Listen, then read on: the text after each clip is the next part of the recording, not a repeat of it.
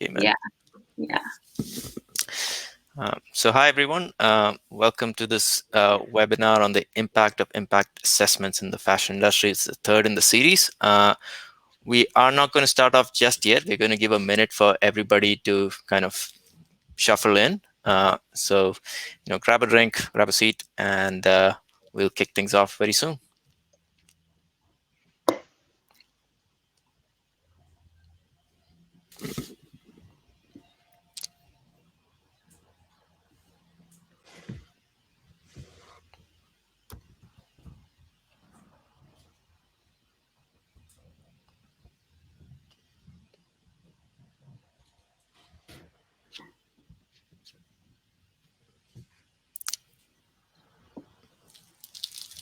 Okay, that's about a minute. Maybe we can start things off, everyone.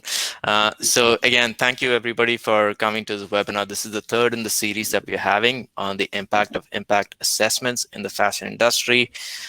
This one in particular, we'll be jumping a little bit deeper. This is day 3 of our webinar series, and the last of them, we're going from seed to shelf. We're talking about impact assessments, innovation, and the future of impact data in fashion. And it's not just going to be from an LCA perspective, which is typically what Green Story focuses on. It's going to be from a much broader perspective, as you can see from our guests here. Just to give a little bit of information about Green Story, we are a software as a service platform, and we work with fashion companies to help them understand the footprint and the impact of their sustainability choices and on each product level.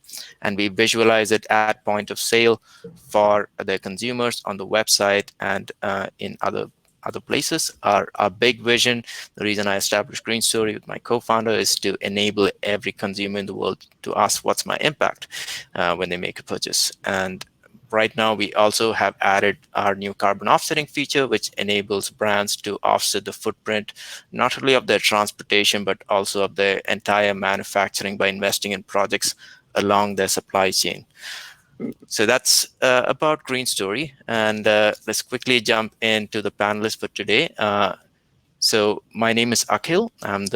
I'll be your moderator. I'm the co-founder of Green Story, and my background is in sustainability and sustainability consulting. And I started Green Story 5 years ago. And with me is Sam Harstock from Remake and QB Consulting, as well as Flora Davidson from Supply Compass, and Antoine Whitty from LULA. And maybe Sam, you can introduce yourself quickly.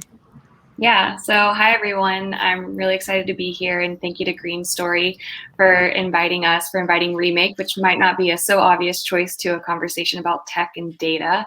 I'm the director of education at Remake. Remake is a social justice nonprofit working to make the fashion industry more ethical, transparent, and inclusive. And then alongside Remake, I run QB Consulting, which is a women-owned and minority-led environmental social governance consulting firm. So we work with brands to really measure their impact across environment, across social and governance efforts, design and deploy their strategies, and really create communications that put people first. Right. Flora, maybe you can take the stage. Great. I'm Flora Davidson, co-founder and head of product at Supply Compass. So we are a SaaS platform, and really what we are is a product development and production workflow tool for fashion brands and their manufacturers. And through our platform, we really want to empower brands and their factories to produce better together. And better means a few different things for us, which I'll go into later. But really, in an industry with kind of relative digital maturity from the kind of customer and demand side, the supply side really, in reality, looks very, very different. The way that most fashion businesses design and produce collections with their factories is really largely email and Excel based. And not only really is this slow and inefficient for all, but it actually makes it much harder for companies to capture detailed product and supplier information and easily capture this really across the product lifecycle. which in turn makes it harder to measure, understand, improve, all those things we're going to talk about today. So we really want to inspire better practices across the industry. We want to enable brands in their factories to build better partnerships, enable teams to produce and deliver better products. So through our platform, brands can invite factories and seamlessly build collections. They can manage sourcing, sampling, purchase orders, cost negotiation, payment terms, everything through one single platform. And kind of really capture and manage all their product, order, and supplier information in one place. So that's a bit about me and our business. Wonderful. And Antoine. Hi, hi to everyone. My name is Antonetti. I'm the founder and CEO of LULA, and LULA is a recently B Corp corporation that helps companies monitor and human rights and labor rights in their global supply chains and operations. The way we do that is we leverage simple mobile phones to connect directly and anonymously with workers and communities to get their feedback and be able to empower other organizations, the supply chains, to make better decisions and to protect them. So we work in about 30 countries. We've reached close to 1.5 million people, and we work with a number of fashion brands to really help them understand how they can improve worker well-being and mitigate risks such as forced labor, child labor. And I'll tell more. All right, wonderful. Thank you, everyone, for those introductions. So let's dive into this. The main topic for today's panel is, of course, the future of impact assessment. So let's talk about impact assessments for a little bit, especially like at a product level. And all of you in some format work with impact assessments across company supply chains. So from your perspectives, what aspects of a product's impact are the most important to assess or that a company should focus on, especially within the fashion industry? And what do you think is maybe underserved that needs to be examined more closely? Sam, maybe you could kick us off, because I know Remake's doing a lot of work around that.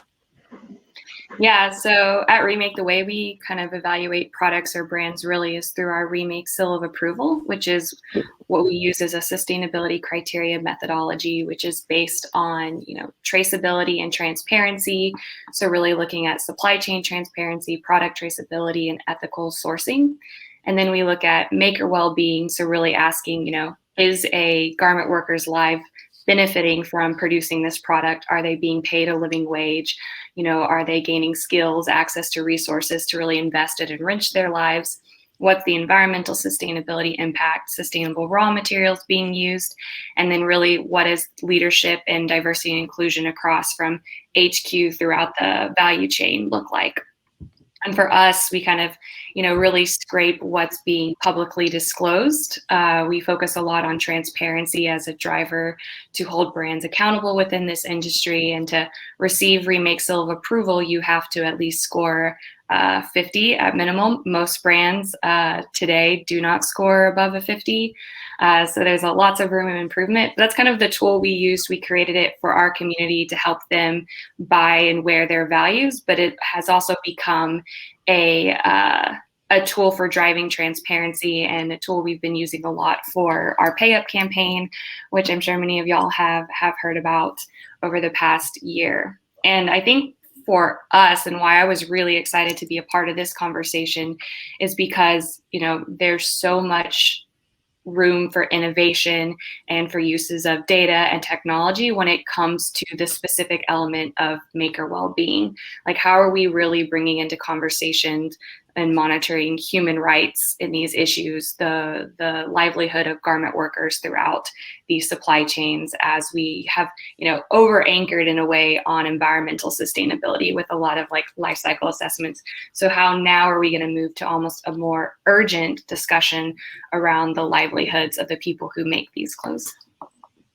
Wonderful. Antoine could have spoken a bit more on that, but unfortunately, there seems to be an issue with his internet maybe Flora, you can jump in a little bit as well. Yeah, I won't. I mean, he can speak on kind of in more detail on measuring kind of social well-being and impact on that side. I think from our side of things, working very much in the kind of buying practices, the production processes, obviously capturing products impact is absolutely critical and one critical piece of a quite big complex jigsaw puzzle.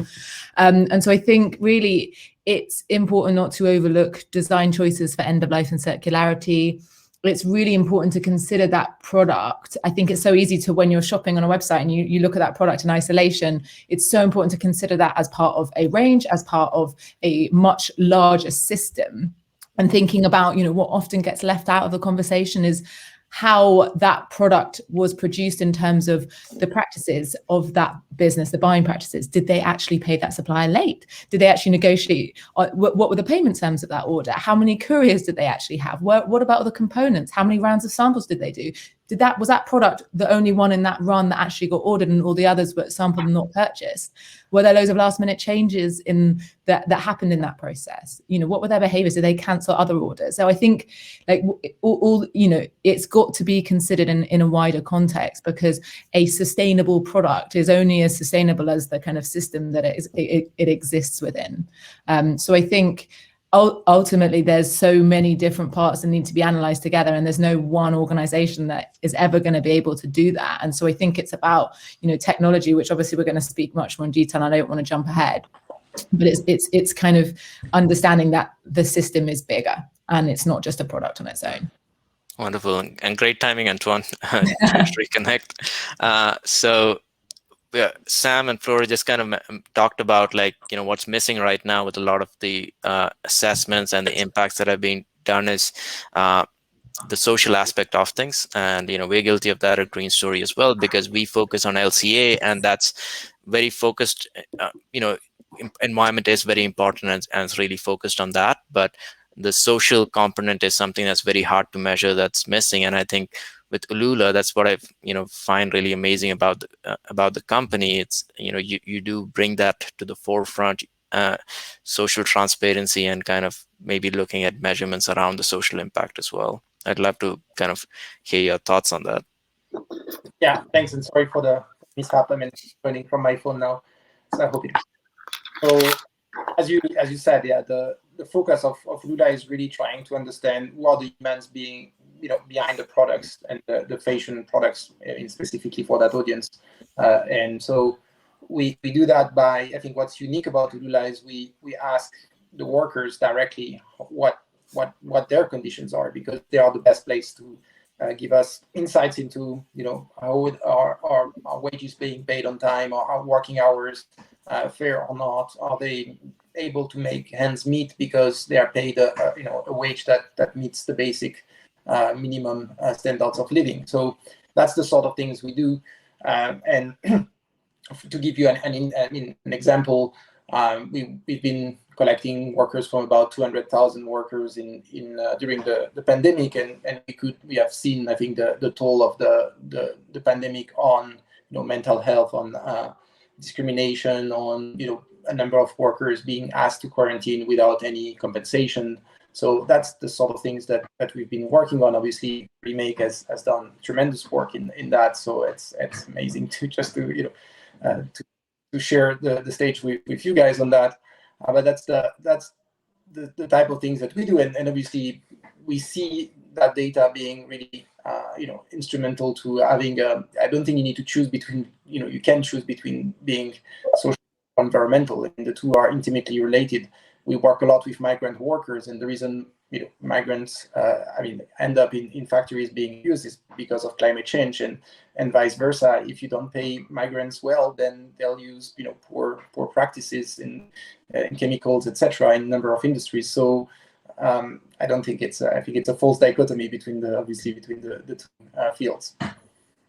Yeah, I just wanted to call out there, I think the work that Anton is doing has been so helpful to an organization in a way like Remake, because so much of and I love that you called out speaking to the workers directly, because that's what we constantly see as this like missing link is, are the people collecting the data working with the brands, or are they actually working with the workers? And is this data collection and technology innovations for the benefit of brands, or actually for the benefits of workers and putting workers at the center?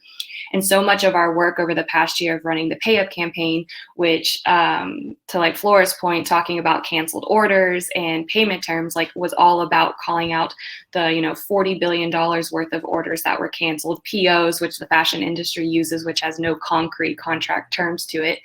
And then, through Pay Up, we were able to unlock around 22 billion to go back into the system. Now it's a whole other job to kind of make sure that it's going back directly to the garment workers and they're being paid. But, it's just this, so much of our work was trying to get data as quickly as we could. And so it was kind of every Thursday meeting at 7 a.m. with, the Workers' Right Consortium, with Stand Up Sri Lanka, people on the ground, people collecting data, and you're constantly kind of trying to keep track of what's happening, get feedback from on the ground. So it kind of like is knowing there's, we lost Anton again, but knowing there's solutions like his that is producing this data and kind of constantly working that really helps, organizations like Remake, who act as that elevator, that voice to bring these discussions to the mainstream and can kind of continue to use them to hold brands accountable. Because for a lot of what Flora pointed out, brands just cancel orders, and what are their purchasing practices look like? And so much of what we're moving now is moving to a place where we have concrete purchasing practices that, garment workers can actually push back on or use to hold their employers accountable, and suppliers can hold brands accountable too. I think you're on mute. So many technical problems today. This is a very interesting point on accountability, though, because a lot of like what's out there is from a brand's perspective, but you have to look at all the stakeholders. You have to look at the workers, you have to look at the consumers, and kind of give them also the same level of transparency you would give to the CEO of the brand that you're working with. To that point, Flora, you were talking about like how technology is kind of helping with that when you were giving your initial answer. Can you elaborate a little bit? Yeah, I think it's actually just it's so interesting because at the beginning of Supply Compass, I moved to India to live for 2 years. I spent 2 years visiting factories and tanneries and mills and just researching, asking questions and understanding. I could see the challenges. We would hear fashion businesses in Europe say, this is what we need, these are our goals. And we needed to understand from the other side of, there's many sides, but we were going to focus on the manufacturer direct kind of tier 1 supplier at this point, or tier 2. And what we saw was that so many manufacturers and suppliers had been left out of this impact conversation because they couldn't understand, for them, it's like, well, what's the benefit? I'm just going to invest in this or do that. I'm told to do this. It's got to work. And I think what we saw in these 2 years that was so interesting is that all these shiny new tools that were kind of cropping up for fashion businesses. And what was there for factories and suppliers? There was such a lack of innovation that had considered them in this journey. And I think from day one for us, it was always about building a two-sided product, which as a head of product is very complicated to design. Like every day, my head is split in two. I'm a factory, I'm a brand. I'm like, how will our factories use it? Okay, I do user testing of our product on factories and I do the same on brands. What's the implication if a brand changes their payment terms to this point? Do we prevent them from doing that? Do we have a pop-up saying, ooh, you're not allowed to do that because of this? And if a factory does something late, so it's this kind of two-sided platform. For us, that is the only way to improve practices, is to drive accountability, is to have boxes that have a compulsory field that says, you cannot do this until you do this. You've officially approved that material, lab dip, strike off. You can't undo that because this has now been sourced and this is the impact. So I think there's so much power in nudging people towards doing the right thing, purely because if it's on email, people can just change. People can, back to Sam's point, if a purchase order is sent via an email, you can as easily just not follow up on that. If a system says it's here, it's a lot harder. It's a lot more of a commitment. Anything to add on that, Sam and Antoine? No, I mean, maybe one point. I mean, we did I mean, to maybe respond or add to what Sam was saying, we did a report with the Better Buying Institute on how purchasing practices affect workers, and it was in Vietnam, so I think it was not in one country which was most severely affected by the pandemic, but nonetheless, not only did we find that poor purchasing practices were directly affecting how workers were paid and the other benefits they had access to, but what was also interesting is that women were particularly affected by that. So not only workers in general were severely affected when buyers were not, abiding by the terms of their purchase orders, but also the burden and the brunt of the adjustments was borne disproportionately by women. So salary reduction were affecting women even more than men, etc. So also just that I think added component, or which is I think a sad repetition of what we see across the board, but a reminder that I think in that pandemic, I think women have been I think more severely affected even than men in that respect and in many others. That seems to be the saying across the board, no matter what industry, is women across the board have been impacted by the pandemic more than men. Yeah, I mean, 75 million people work across the fashion supply chain, and 80% of those are women. And most of those women, are not in leadership positions, are not supervisors. So a lot of what we're talking about is, how do we create this? We talk about maker well-being, which is a nice way of saying, like these women face gender violence. There was the recently Remake published the story about the woman in H&M's factory that was raped and killed. And so, we're not just talking about having a living wage, but we're talking about protecting the actual safety of these workers who are making their clothes. And so a lot of it, what I'm excited to see these kind of like impact assessment, data traceability kind of conversations move to, which is like protecting and improving the actual safety of people's lives within the fashion supply chain too. And it kind of like what's been interesting that I was thinking a lot about kind of prepping for this conversation is so many parts of like LCAs or impact assessments are all done voluntarily, and it's all voluntarily reported by brands, or it's done by audit committees. And we've been using these audits and due diligence systems for, more than 10 years now, but have we actually made any type of massive impact in this space? So one thing, us at Remake are really focused on is let's move beyond these committees created by brands or these kind of internal voluntary assessments into actually third-party assessments, or how can we use data to move forward legislation? Because it seems like regulation is going to be one of the only things to influence and change these worker lives as well. So I don't know if anyone kind of adds that conversation, but I know that's like what we're constantly mulling over, or trying to build the conversation up more about at Remake too. Absolutely. I think what we're doing right now is very much first steps. Even something like LCA, which, in my opinion, should be standardized across the industry everywhere. It's something that 1% of brands actually bother to look at, right? And it's like the bare minimum a brand needs to do to actually live by their, sustainability commitments. And most brands are not able to do it. There's so many issues with data availability, as you said. A lot of it is voluntary. A lot of suppliers, and this also goes to Flora's point. Like it's like these systems are built for one stakeholder, but maybe not. It's not easy enough to for a supplier to fill in an LCA request. We're finding that with our systems as well. So we're also building it in two ends now: one for the consumers and brands, and one for the suppliers, so they can have the confidence that that data will not be leaked, or whatever it is, that the privacy will be maintained. At the same time, we can have the confidence that they're not making stuff up and putting it in, right? So it's a very complex and interconnected system that's being built in, and it's still like very much in the infancy. I don't think like the scale of what's being done right now would have been possible 5-6 years ago in terms of the data and in terms of the visibility that we're having. As low as it is, it's still something. Yeah, I think for it to speed up and for it to move from being 1%, there needs to be legislation change. It needs to become kind of expected, but also for it to be expected and part of a process, it needs to be easy fast, scalable. It can't be expensive to do. It's got, like, if you think, I also understand that for fashion businesses, think how many things they've got to think about, going through a pandemic, loss of sales, all of these things. And on top of that, they have to think, they should be thinking about this. But this is, if it's an additional cost, additional time, making room for that, you have to go, right, where else am I going to cut costs? I can't touch the unit cost of my product.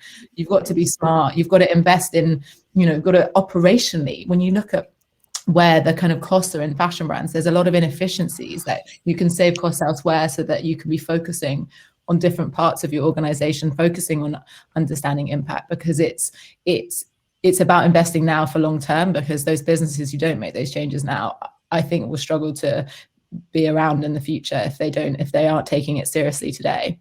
And it's also about, I think, communicating with different stakeholders, because everybody has a different way that gets to them. Like for the investor, it's about the money. I mean, showing the charts and showing ESG investments makes a difference. While for everyday consumers, they might not want to look at the charts. They want to look at the story. Sam, to your point, talking about the person who was brutalized somewhere, that kind of really gets into people's heads and allows them to make all those decisions to be a bit more sustainable. And that's actually a good kind of jumping off point. And my next question, the limitations that we see right now with the technology solutions, and what do you see maybe coming down the line that can address some of these limitations, and how can we address it? Is it from a technology point of view? Is there like some solutions out there, or as you said, is it more around legislation, activism? What else can be done around that? I don't know. I mean, what we are seeing is a massive shift in regulation at the moment. I mean, in Germany and the Netherlands have made very serious legislative commitments to mandatory human rights due diligence on the social side, right?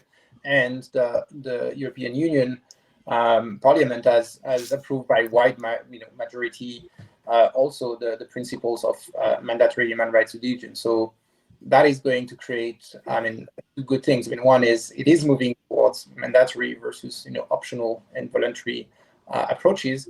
And second, I think because of the movement of the European Union, it's also potentially offering an opportunity to harmonize more and standardize how these disclosures and processes are going to happen, which I think should be welcome. And we've seen the response from some corporations that I think are welcoming that, because you don't have to abide by a maze of regimes that would contradict one another. So I think there is some really important movement there to widen the adoption of technology, right? I think on the cost element, at the moment companies are spending money on audits that are not necessarily giving a lot of returns on these investments, and so there is an argument. I think there is a case for audit, to be sure, but I think it's where and when you should send somebody on site. I think that's the question, and when and where technology can play a role to provide you the data and provide you the insights that you need to make these decisions and to take action. I think that's where I see a lot of usefulness of technology. The limitations is we are just tools. We are not. It's you can produce data, you can make it flash, you can make it go to your inbox and send you an SMS. But at the end of the day, the governance of the technology is really what matters. If you're not disclosing data back to third parties, worker representatives, or others, if it's not the basis of social dialogue, then you have you're going to be very limited in the impact that you can generate.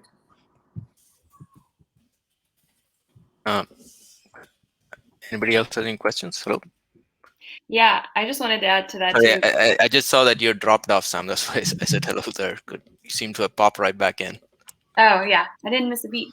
Yeah, I just wanted to add too, like what we're seeing in the U.S., which is exciting as well, is in California, we're working to get past the multi-state system in California, the Garment Worker Protection Act, or SB 62, which will protect the elimination of wages. Basically, people pay per piece in the U.S., mostly in LA's garment industry, and that's leading to women making max $600 a week at best. And so, really, this is again, adding to changing purchasing practices, adding to changing how women are paid, and giving them an ability to push back and to protect their own wages. And I think so much is going to have to happen at this like legislative issue, because in a way, you know, what we've seen is like technology doesn't actually solve problems in a way. It just helps make, you know, existing problems that exist, I don't know, more efficient, or things happen faster.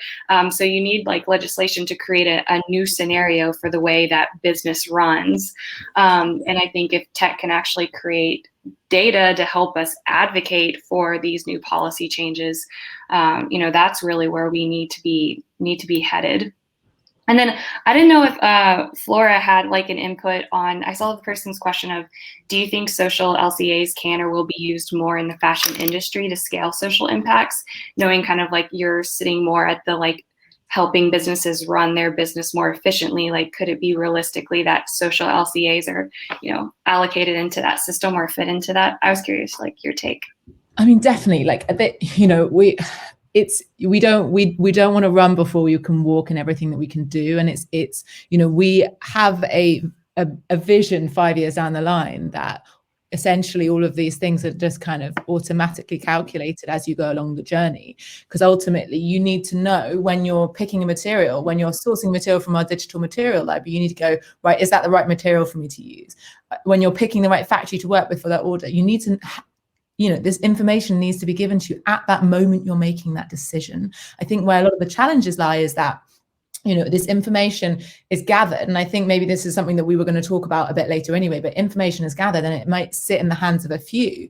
It needs to sit in the hands of everyone in that organization. You can't have it sitting just in the sustainability team. The designer needs to be empowered, the production manager, the person making that call on when to make that purchase order. Like we often, you know, we start working with someone in an organization who really gets our vision, and then we get handed over to someone who ultimately at the end of the day, what they care about is margins. And so they sacrifice these changes, they push back on things that we've put in place, and that's really hard. So I think for us, like, to see that change happen is that it has to be built into our process. But to do that, it's going to take us time. And I think that, you know, our journey is kind of, let's think about the places that we can have the greatest impact quickest. Like an area that we're really interested in looking at is we've built out this costing feature where you send out your styles for costings automatically in the system to your factory, and you go through recosting. And we want to build in the local minimum fair wage kind of when it comes back with that costing, which is actually really easy for us to do. We've got the location of the factory, we have all the information about the factory, we know how many workers they've got, we know all of this information, and we know how many styles that brand's producing. So actually it's just quite a simple equation, and you could pop it up and say, do you know, in order to pay the fair wage in this market, you would need to pay this. You don't make someone do it, you put it up in front of them at that right point. So I think like we haven't built that yet, but we know that actually that isn't the kind of thing that's that hard to build. And that is where I get really excited. But to get on that journey, what we kind of need is for fashion businesses and their manufacturers to start getting comfortable using technology to communicate and to manage. And that's probably our biggest barrier, is that behavioral change from, I've been working on email and Excel all my life, this is how it's worked for 40 years and this is how it's going to work for another 40 years, to the future looks different, I need new tools for it. And that's probably that point we're at the moment. Yeah, sorry. Oh, yeah, I was gonna say, I love what you call out there, because like right now we're talking about the massive limitation, which is like data and technology is only as good as the person using it, is only as impactful as, you know, the person's hands that it's in. And while we saw so much for why pay ups, or like why people started canceling orders and why we had to start the pay up campaign is, yeah, you had supply chain managers who were like, oh, I'm being taught to protect my business, I'm just going to cancel these orders and I'm doing my job. And then they saw that other companies just did the same. So I guess this is an okay move. And then you came to this crippling effect that hurt these women down the roads.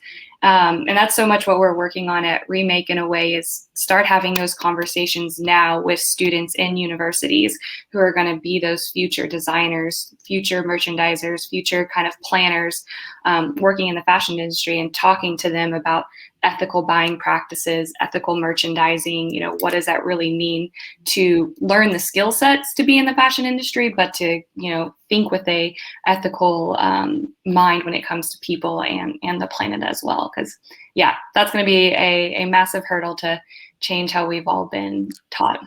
Yeah, I think the whole collaboration bit is what's really missing right now. We have all the individual tools, but I haven't really seen an example where people have used all of these in conjunction to make these big decisions, especially when you're bringing in additional stakeholders like the government and like all of these ones, which are typically not considered for most brands, right? So having said that, like, do you have any examples from your own kind of experience in working with brands, and I'm talking in general to all three of you, where you have seen people take this data and actually act on it?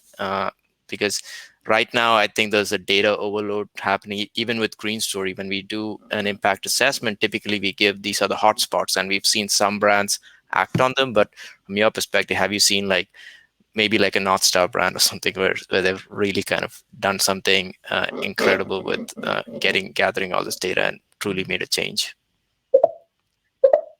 I think that also speaks to one of the questions that was there in the chat. Who wants to go? I can give we've lost Antoine again. I can say a few things. I think for us, it's we see more kind of changes in mindset. And I think so it's a little bit less tangible than like implementing data, like implementing kind of making changes off the back of data. But I think, what we've noticed is that it's more kind of the behavioral changes of how you work with your partners and improving that. And I think that it's probably a little bit more relationship based improvement and the kind of human aspect rather than actioning data. So I think that's probably what we've seen. I mean, on our side, I mean, we see all sorts of outcomes. I mean, we see companies, taking action because they do identify that, for instance, I mean, I will not definitely give out names here, but cases of harassments that are being, uncovered by the worker feedback and being addressed, wage theft that is being, identified and addressed, migrant worker fees being, identified by the worker feedback that again leads to different forms of remediation. So what I think is clear is that that capacity to identify is there. So that's one element. The second that I find interesting is the fact that it's not just about data; it's about communication. So you're creating a two-way dialogue with the workers, and so the solutions to the problems that are being raised by the workers, I mean, they are not simple sometimes, and we also see workers have to be part of the change. They're not just like a factor that you need to that is discontented with a particular practices, however egregious that is. They need to become a change agent that is also part of the solution, because they know best what will make a difference for them. And so it's not just about having that extraction of data and saying we'll do something or we won't. It's about really working together in dialoguing to get to solutions. Absolutely. And I think it's like also empowering them with the information they need in order to make those decisions, and the right people at the right time, like Flora said, like having it pop up on the screen when they're making a decision so they understand this is what needs to be done, right? Okay, this is actually a great question from the audience, which I'd like to address from Max Fellman. And he said, talking about decisions, most brands make decisions based on consumer preferences and demand. And what role does the consumer education then play in driving a more sustainable and ethical industry? And is there a way, from your experience, to train consumers around to make those better decisions using LCA data or whatever other information is out there? Yeah, I can take that one first. I figure it's a remix question there. Well, first I would want to push back on the question a little bit. A lot of what we talk about is, there's been so much pressure put on the consumer to make changes both for themselves or to make the industry change. But there's enough information out there that brands have the information they need to change. So a little bit still is like holding brands responsible and not making consumers feel like, how do I change this massive decentralized global industry that I'm not directly a part of? So I think that's one piece to continually remember, because I think brands like to make us feel, or the fashion industry like to make consumers feel like it's on our shoulders when it's not. And then I think the other piece is, and this is something that Remakes paid a lot of attention to, and we're constantly asking, is like, how do we take issues about human rights labor issues that have been talked about for such a long time, but move them into this mainstream conversation and make this complex data feel relatable and tangible. And that's so much of what we've been working on with the Pay Up campaign, right? How do you take conversations around purchasing practices, but making consumers feel like that's something they can be a part of changing? So one piece is, we focus on keeping it simple. We created the Pay Up Fashion petition. So as a consumer, if you go to payupfashion.com and you sign this petition, then you will, be sending out letters to brands, at CEOs, head of stakeholders, and letting them know that you want their practices to change. You're looking for more transparency. You're looking for more ethical behavior from them. And then I think it's about bringing them along that journey too. And I think a good part of like what Aisha's done, she's the founder of Remake, is she's built those relationships with garment workers, and she's built relationships with with Gap and Nike and Adidas, with people working in this industry, because you got to keep that communication open. And we kind of share that story with consumers. So I think it's a balance of, we shouldn't have to expect consumers to be able to digest all this data, but we should be able to bring them along the journey in the process and help them feel empowered. But remember, brands have the information out there. They're actively making the decisions not to do it. Antoine, do you want to chime in? I mean, there is a role for data. I mean, I agree with Sam in general. Like, I mean, I don't think we should wait for the consumers to be the one that are going to adjudicate that. I think there are a number of reasons to to abide by just the law. And if you are just doing that, I think that would already be quite a step forward in a number of places. Now, clearly there is more demand. I mean, at least you see a trend towards a desire for more ethical consumption. Now that doesn't always translate in how spending happens. So I think that's all, and I think you cannot just like ride on the wave of like the ethical shopper is still elusive. So I think you have to be careful with that. But there's enough of work to be done with that. I mean, we work a lot with certification standards to help make sure that if you're going to buy a product that is certified to be fair in one way or form, I mean, without naming any scheme, that reflects underlying working conditions that are genuine and that you can really be confident about that. So I think there's a lot of work that it's ongoing by a number of groups to increase the robustness of the data and the credibility of the standards, because otherwise you run the risk of whitewashing or greenwashing the issue. And at least I see our role as trying to help combat that, and not. I mean, I'm not about to announce any new label. Don't worry, because that's not our plan. We're trying to really empower organizations to achieve these goals. Wonderful. Flora, do you have anything to add on that? I mean, probably a few things on the consumer front is really, we can expect the consumer to take responsibility after they purchase and what happens in the end of life, and in terms of kind of how much they're buying, and in kind of bringing in kind of rental and vintage into their wardrobe. But I think when it comes to, what you can't expect a consumer to consider the impact in detail of every single product they buy. You can get them to consider that should they be buying so many products in the first place, it needs to get to the point where it's just standard, and that they don't necessarily need, like, that information is there for those who care about it, who want to read in, but that actually is standard for all businesses. I think I remember someone saying a few years back, which I really liked, is that, this idea that that a brand cares about these things, so that when you walk through that door of that store, physical or digital, you trust that whatever's in that store is good and right. So it's almost like you can make the decision to walk through the right door in the first place, and after that it's desire, it's whatever you want to buy, what makes you feel good, and you can't stop shoppers buying what they want and what they like. Purchasing is about, it's more visceral and it's more emotional than that. People don't buy something because it's sustainable, they buy it because they like it. It just needs to be that. So I think really, you can't have that level of expectation on consumers. Absolutely. One thing I'd like to add is, one of the things we realized really early on is you really can't get consumers to go and, find out this information on their own. Like, you can make as many sustainability reports as clearly as you want, but 1% of your visitors, if you're lucky, is going to read it.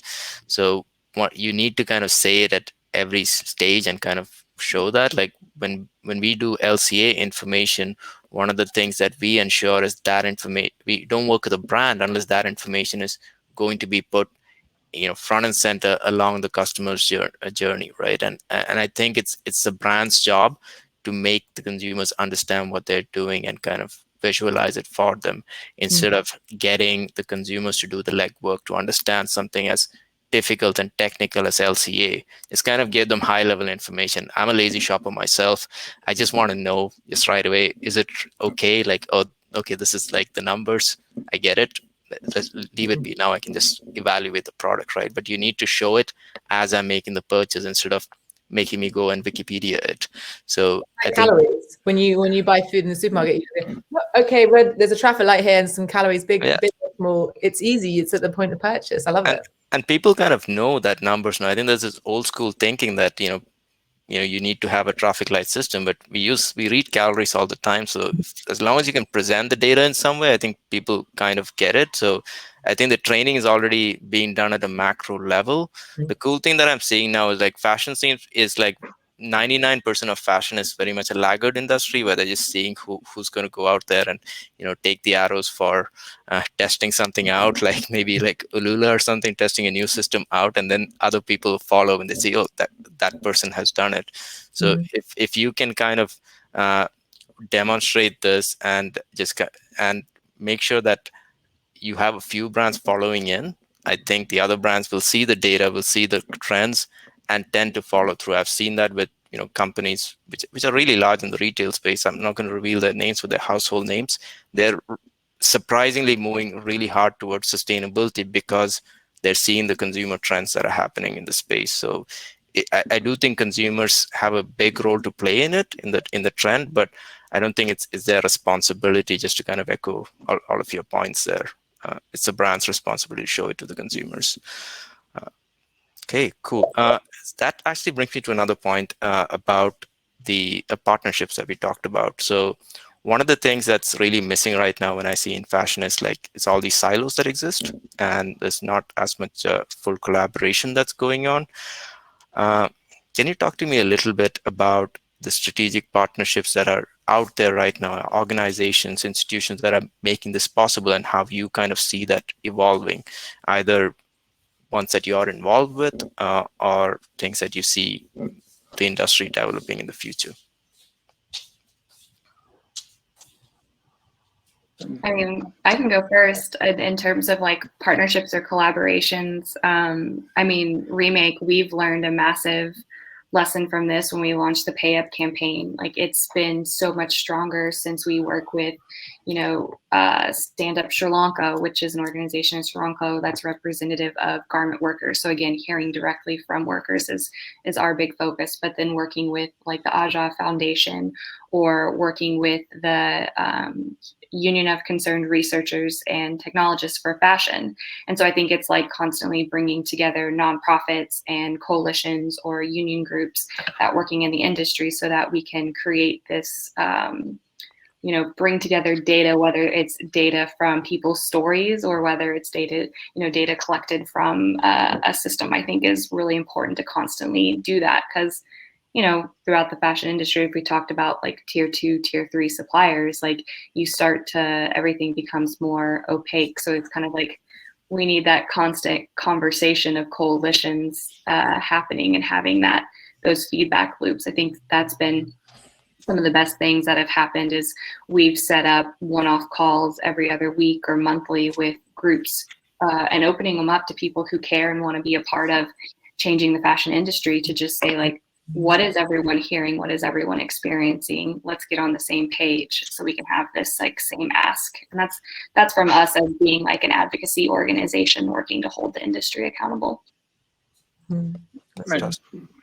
From our side, I think that we can see, I don't know if to simplify, there are two types of partnership. There are like trust partnerships in a sense, where I think it's exactly what Sam was saying, where technology alone, it has limitations, as we've said. So in order for technology to really reach its potential, you do need to embed it in with organizations that are on the ground, that have the legitimacy, that have the connections, etc. So we have similar engagements with local groups that are helping socialize the technology and build the trust from workers, and also build a healthy ecosystem of data where data is going to these groups and can then be used for change. So that's one aspect. I think the second is thinking about what is leveraging the data for greater impact. And there you're looking at different types of partnerships, in a sense. I mean, the advocacy, the amplification that happens on the ground is great.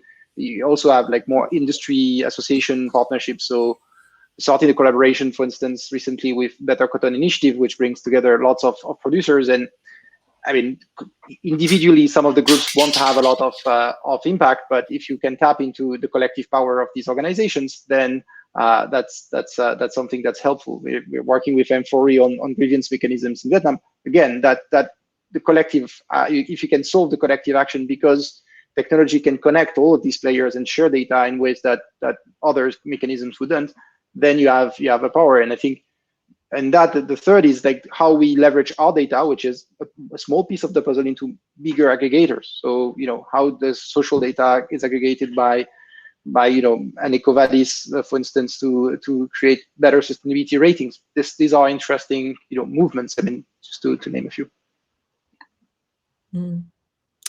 Yeah, I think probably to add that, I'll probably kind of take it from a different angle, which is looking at brands and their supplier manufacturers as strategic partnerships. And I think something that we noticed at the start of our journey, which has actually changed during the time, during the last 4 years, is the kind of secrecy, people wanting to keep their relationships secret.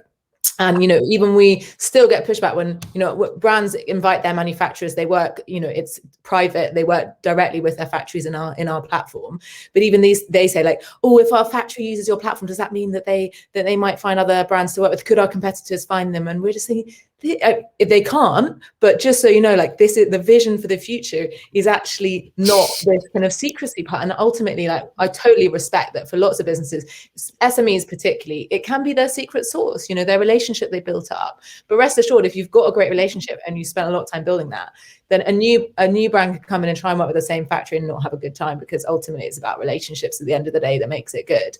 But I think that really, our focus of getting the brand supplier relationship or the brand factory relationship to move from, in many businesses, it's still very transactional, and it may not be, there's plenty of businesses who it's not at all, and there's lots of people leading the way, but there is a majority that this is not the case. And I think that really what we're keen to see, we've started to trial this out for brands and factories that we work with, is sharing of materials across businesses. So we sometimes see brands in our network use the same materials across orders who are working with the same factory. They don't need to directly be in contact with each other. It's not direct competition. They're using the same materials. They know they are, but they're both getting a better price. They can get better access to sustainable materials.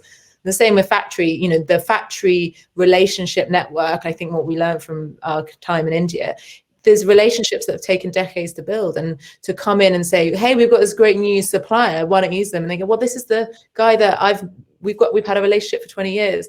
And so you've also got to respect the existing partnerships and relationships that exist and enter into them kind of respectfully. So I think it's a really interesting one, partnerships, because it means different things in different parts of the supply chain. But yeah.